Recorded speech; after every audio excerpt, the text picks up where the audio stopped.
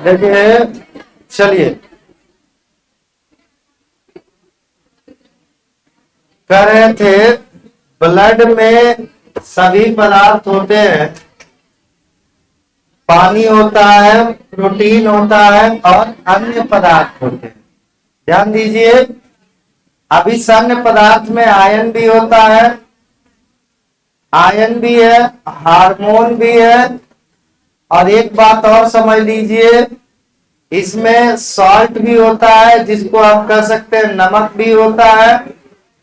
इसमें आपको शर्करा भी होता है जिसको कह सकते हैं ग्लूकोज,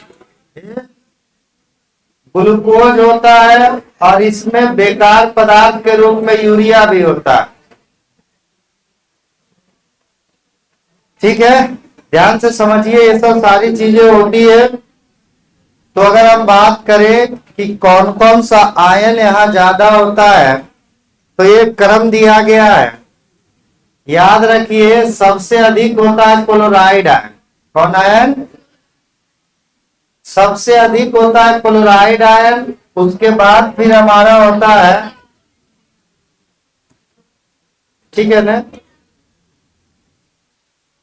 तो क्लोराइड आयन हो गया, फिर सोडियम आयन होता है, फिर अगला होता है पोटासियम आयन, फिर कैल्शियम आयन और फिर मैग्नीशियम आयन। तो याद रखिए, हमारे ब्लड में सबसे अधिक मात्रा में क्लोराइड आयन और सबसे कम मात्रा में कौन आयन? मैग्नीशियम।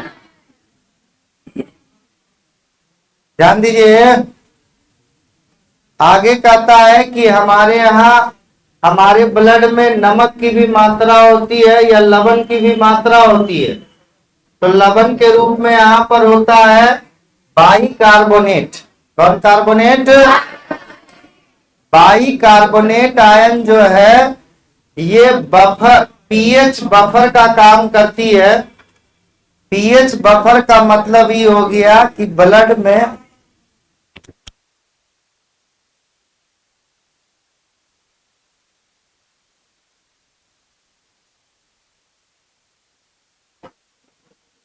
चलिए क्या कर रहे थे, पीएच बफर का कार्य करता है। इसका मतलब पीएच मान को शरीर में बैलेंस करता है, या ब्लड के पीएच मान को ये बैलेंस करता है। ब्लड के पीएच को कंट्रोल करता है। पीएच को क्या करता है? कंट्रोल करता है। समझ रहे हो ने? तो ब्लड का पीएच कंट्रोल होता है और ब्लड का पीएच मान लगभग 7.4 होता है। ठीक है, अब तो ब्लड के पीएच को कंट्रोल करने के लिए यहां पर बाइकार्बोनेट आयन होता है, और ये बाइकार्बोनेट कभी कभी, देखिए HCO3 बाइकार्बोनेट, HCO3 क्या हो गया? यह HCO3 कभी कभी सोडियम के साथ अभिक्रिया करके NHCO3 बना लेता है। अभी कैसे क्या करता है, ये सोडियम के साथ अभिक्रिया कर लेता है और अभिक्रिया करके NaHCO3, ये कभी कभी एसिड भी बना देता है और कभी कभी बेस भी बना देता है। अगर खून ज्यादा अम्लीय हो गया तो ये बेस बना करके खून को क्षार करने का काम करता है। अगर खून ज्यादा क्या हो गया है, क्षारीय हो गया है, तो ये अम्ल बना करके खून को, जो भी रहेगा, क्या बोल रहे थे, देखिए अम्ल हो गया अधिक, खून अम्लीय हो गया तो ये क्षार बना देता है और पीएच मान बैलेंस हो जाता है। और अगर ये क्षारीय है तो इस स्थिति में ये अम्ल बना करके खून को क्या कर देता है? बैलेंस कर देता है। तो खून के लिए बफर का काम, पीएच बफर का काम कौन करता है? सोडियम बाइकार्बोनेट या बाइकार्बोनेट आयन।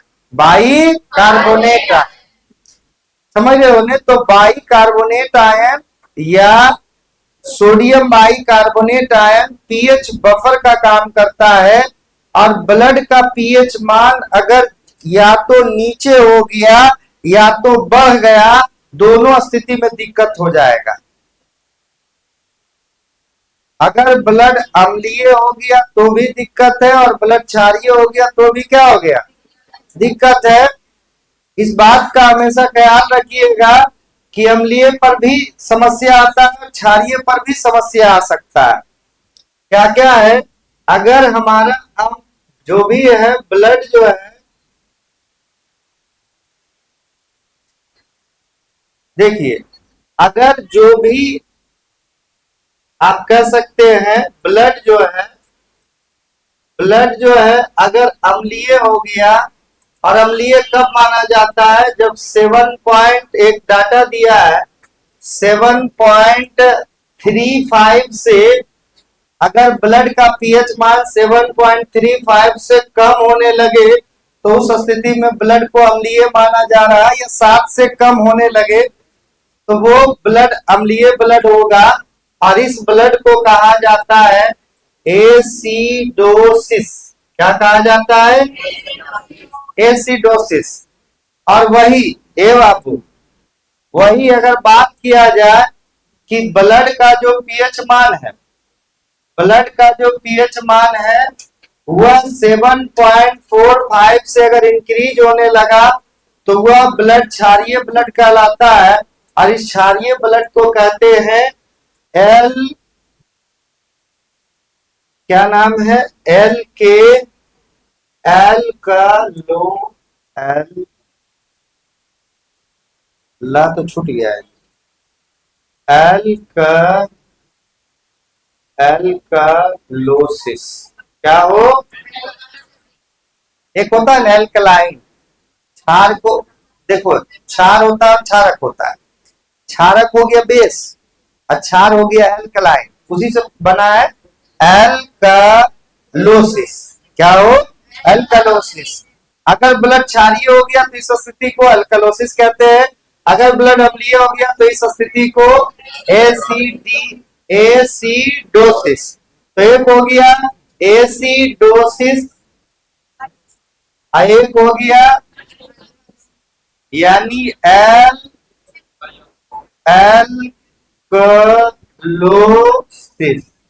एल्कलोसिस जो भी है, एल्कलोसिस हो गया, और एक हो गया एसिडोसिस। ध्यान दीजिए, हल्ला मत करिए। आगे कहता है कि इससे होगा क्या, दिक्कत क्या होगा, समस्या क्या होगा। हाँ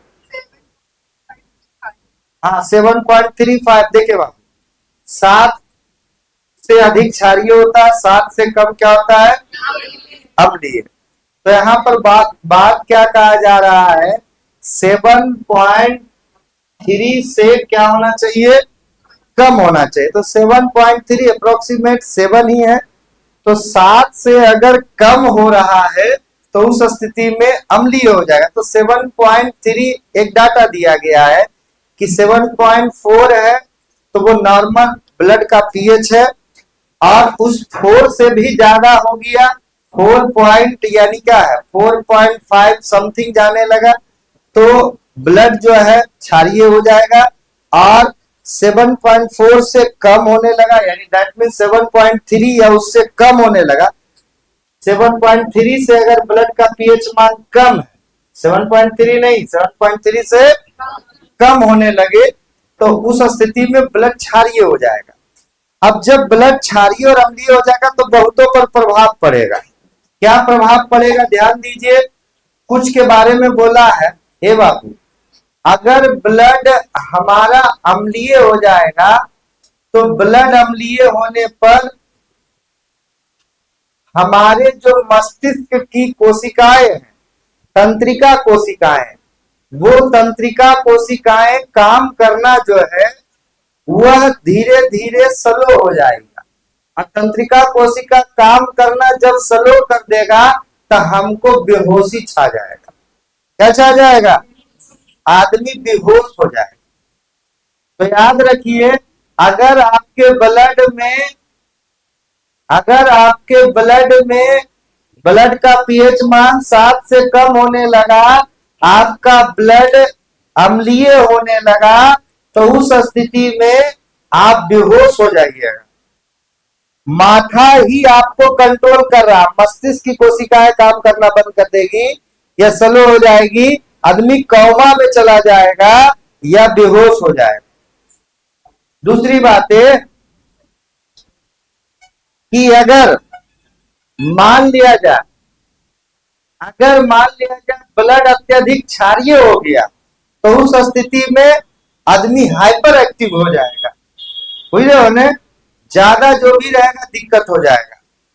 तो ये सब सारी समस्याएं आती है आपके शरीर के अंदर की कोशिकाएं कोशिकाएं काम कर पाती है क्योंकि उसके अंदर इंजाइम होता है। उसके अंदर क्या होता है, और सब इंजाइम के लिए एक निश्चित पीएच होता है, और उस पीएच से अगर कमेगा घटेगा तो भी स्थितियां क्या हो सकती है, दिक्कत हो सकती है।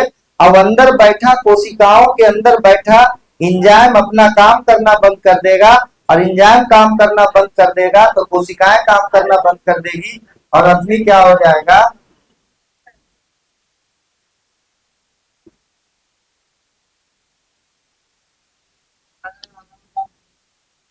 क्या कर रहा है।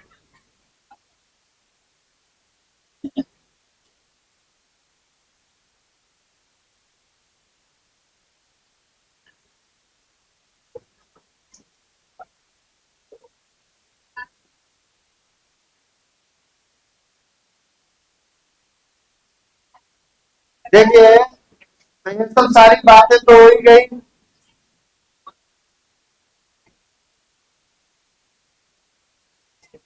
देखिए ये तो पीएच का प्रभाव आपके मस्तिष्क पर भी पड़ेगा, और पीएच का प्रभाव आपके हृदय पर भी पड़ेगा। अगर पीएच घटेगा बढ़ेगा तो हो सकता है आपको हार्ट अटैक भी आ सकता है, हृदय की कोशिकाएं भी काम करना बंद कर सकती है, दिमाग भी काम करना बंद कर सकता है। तो इसलिए इस बात का ख्याल रखिए, आपके शरीर में पीएच मेंटेन रखना बहुत जरूरी है। और ये पीएच मेंटेन करने का काम जो करता है ये बाइकार्बोनेट करता है। कौन कार्बोनेट, तो बाइकार्बोनेट का काम है कि शरीर के अंदर के पीएच को मेंटेन करना, सही है। अब उसके बाद आगे आता है कि आपके ब्लड में अन्य पदार्थ में कौन कौन से रहते हैं। अन्य पदार्थ में आपका ब्लड में रहता है आयन। कौन रहता है, आपके शरीर में अन्य पदार्थ में रहता है आयन। तो याद रखिए आयन में से क्या क्या हो गया, chloride ion, sodium ion, potassium ion, calcium ion, magnesium ion.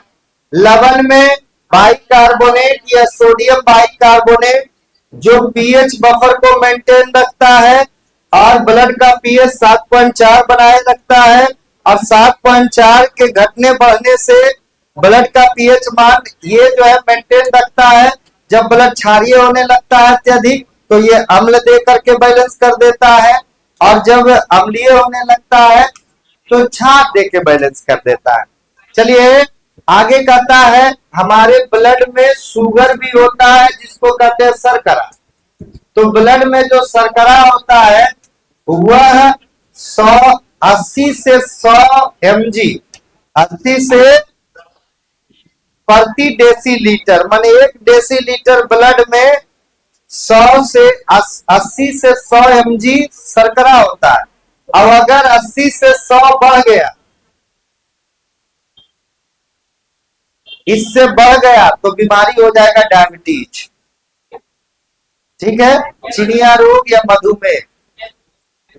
अगला कहता है फैट की मात्रा, ब्लड में फैट की भी मात्रा होती है, ब्लड में फैट की भी मात्रा होती है, और फैट की मात्रा लगभग 150 से 180 mg प्रति डेसीलीटर होती है। और इससे अगर बढ़ जाता है तो नसों में ये फैट जमा हो जाएगा, और नसों में फैट जमा होने से ब्लड का प्रवाह रुक जाएगा और बीमारी हो जाएगा, कार्डियक डिजीज हो जाएगा। और इस कार्डियक डिजीज के कारण क्या होगा, हो सकता है आदमी को भविष्य में हार्ट अटैक आ सकता है। कौन अटैक आ सकता है, हार्ट अटैक आ सकता है। कौन अटैक आ सकता है बच्चा लोग, हार्ट अटैक आ सकता है।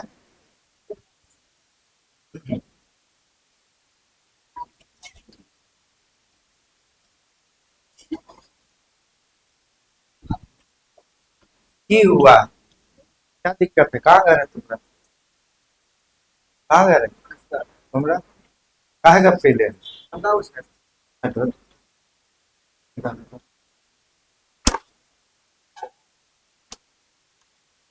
जब पढ़ा रहे हैं तो आगे पीछे कहा होता रहता है।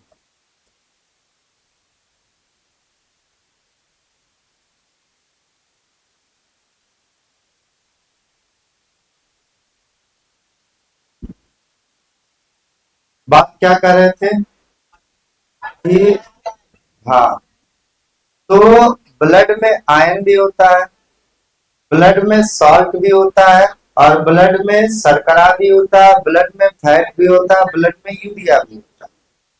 ये आयरन का मेंटेन रहना भी जरूरी है और साल्ट का मेंटेन रहना भी जरूरी है। शर्करा बोले तो आप चीनी, चीनी बोले तो ठीक है ना, और बोले तो C12H22 होएगा। चलिए, तो शर्करा या शक्कर जो भी रहेगा ये, तो साल्ट की मात्रा भी इसमें चाहिए, बाइकार्बोनेट है। अब ये बाइकार्बोनेट पीएच को मेंटेन रखता है, अच्छी बात है।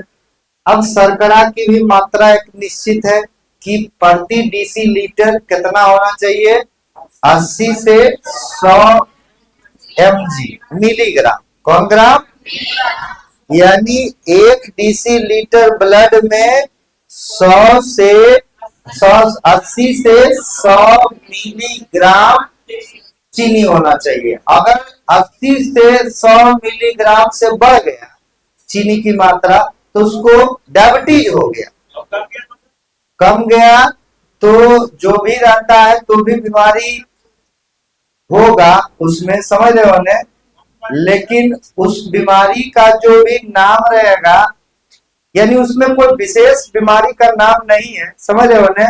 कम जाएगा तो शुगर लो हो गया, खा पी करके उलाया जा सकता है, कोई दर्दनाक बात इसमें नहीं है। लेकिन अगर बढ़ जाएगा तो समस्या हो सकता है, ठीक है ना। तो शर्करा की मात्रा कम जाना कोई दिक्कत नहीं है, सर्वतोमुख घोल घाल के पी ले। चलिए रसना पिएगा, देखिए ऐसा बात नहीं है, मजाक है। देखिए तो आगे क्या है, शर्करा के बाद देखिए बात को, नेक्स्ट आगे कहता है कि फैट की मात्रा भी निश्चित होनी चाहिए, मिलीग्राम 150 से 180 मिलीग्राम प्रति डेसीलीटर में, और इससे ज्यादा अगर बढ़ गया तो आपका खून नसों के अंदर ये फैट जमा हो जाएगा, और ये फैट जमा होने के बाद ब्लड प्रवाह को रोक देगा और भविष्य में हार्ट अटैक आ सकता है। नेक्स्ट आगे आता है, ब्लड में यूरिया भी रहता है, और यूरिया की मात्रा के लिए बोला है 30 आपको ml, नहीं 30 मिलीग्राम, 30 मिलीग्राम प्रति क्या हो डेसीलीटर, माने एक डेसीलीटर में आपको क्या होना चाहिए, मिलीग्राम यूरिया होना चाहिए। और अगर यूरिया की मात्रा बढ़ जाता है तो आपको एक बीमारी हो जाएगा, और इस बीमारी का नाम है यूरीमिया। क्या हो जाता है, यूरीमिया। और जैसे ही ब्लड में यूरिया बढ़ता है, यूरिया बढ़ते ही आपका ब्लड का जो आरबीसी है, जो आरबीसी द्विअवतल है, इसका आकार चेंज होने लगता है, और जैसे ही इसका आकार चेंज होने लगता है तो ये अनियमित आकार का हो जाता है। अनियमित आकार के आरबीसी को पकड़कर खा जाता है कौन, पलीहा, पलीहा। और साथ ही साथ आप कह सकते हैं इस अनियमित आकार को पलीहा छाप के खत्म कर देता है, और डब्ल्यूबीसी में जो मोनोसाइट्स है, कौन साइट्स है, मोनोसाइट जो है उसको निगल जाता है। तो इस हिसाब से आरबीसी की संख्या में कमी होने लगती है ब्लड में, और उसे रोग हो जाता है एनीमिया रोग। कौन रोग, तो याद रखना, यूरेमिया से हो जाता है एनीमिया।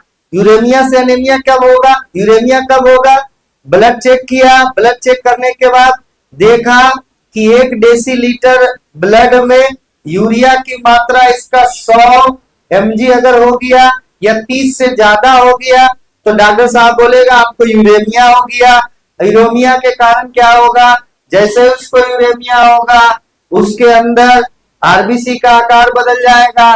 बदला हुआ आरबीसी किसको, बदला हुआ आरबीसी को कौन खा जाएगा, जो भी रहेगा।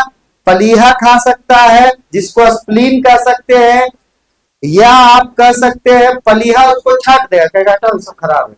या इसको खा सकता है हमारा डब्ल्यूबीसी। डब्ल्यूबीसी जो खाता था बैक्टीरिया वायरस को, ये अनियमित आकार के जो भी रहेगा आरबीसी को खा गया, कहेगा ये सब कचरा फैला रखा दो। अब चीजें क्या हो गई, ब्लड में आरबीसी की कमी हो गई, एनीमिया नामक रोग हो गया। अब चलेगा, चले उलेगा। अब देखो जैसे ही आरबीसी की कमी हो गई, ऑक्सीजन पहुंचाने वाला कम गया, ऑक्सीजन पहुंचाने वाला कम गया, मैंने फैक्ट्री में जो भी होगा ग्लूकोज टूटना कम गया, और ग्लूकोज टूटते ही आप समझ सकते हैं ऊर्जा की भी क्या हो जाती है, कमी हो जाती है। तो वो व्यक्ति जल्दी थक जाएगा। एनीमिया का मरीज यहाँ से 4 कदम जकरा स्थान चाहेगा, बेहोशी होने लगेगा। क्या हुआ बउआ, हाँ सच में बउआ, हाँ हाँ, ऐसा खेल हो रहा है। तो, तो इस तरह का बात होता है। नहीं बचेगा। तो इतना बात हो गया, अच्छा है। अब कहानी क्या है,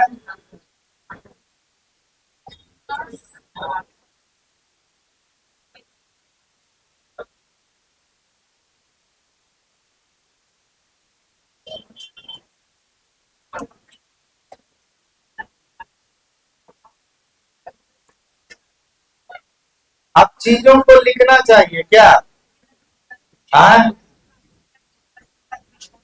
चीजों को लिखना उचित है।